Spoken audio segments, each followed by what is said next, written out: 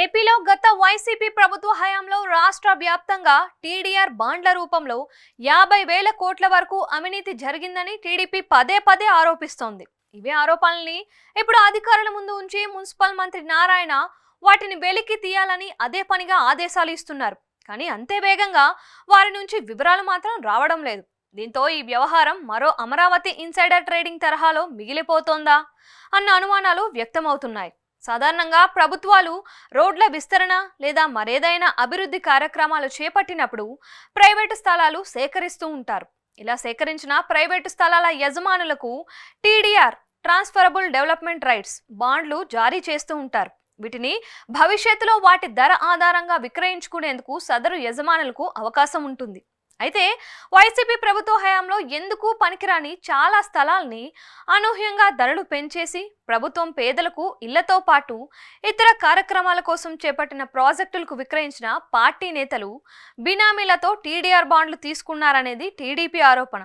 ఇలా వైసీపీ ప్రభుత్వ హయాంలో వివిధ పట్టణాలు నగరాల్లో జారీ చేసిన టీడీఆర్ బాండ్ల ద్వారా జరిగిన అవినీతిని వెతికి తీసేందుకు కూటమి సర్కార్ ప్రయత్నిస్తోంది. ఇలా తణుకు, తాడేపల్లిగూడెం, తిరుపతి సహా పలు చోట్ల జరిగిన అవినీతిపై ఇప్పటికే స్థానిక కలెక్టర్లు, ఇతర అధికారులు వివరాలు సేకరిస్తున్నారు. అయితే ఈ ప్రక్రియ హడావిడిగా పూర్తి చేసే అవకాశం లేదు. ఎందుకంటే ప్రతి స్థలం ప్రభుత్వానికి ఎలా విక్రయించి టీడీఆర్ బాండ్లు తీసుకున్నారు అనేది తేలాలంటే రాష్ట్ర వ్యాప్తంగా ప్రభుత్వ విధానం ఎలా ఉంది అనేది కీలకం. మొత్తంగా ఇదో తేనె తుట్టె లాంటిది. అందుకే దీనిపై ప్రభుత్వం వేగంగా అడుగులు వేయలేకపోతోంది.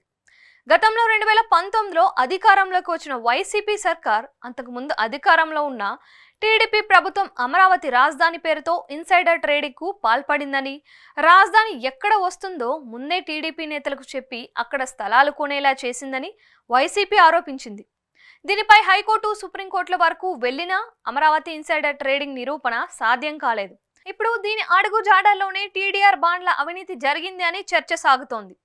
టీడీఆర్ బాండ్ల అవినీతిని నిరూపించుకునేందుకు కూటమి సర్కార్ అన్ని ప్రయత్నాలు చేస్తోంది.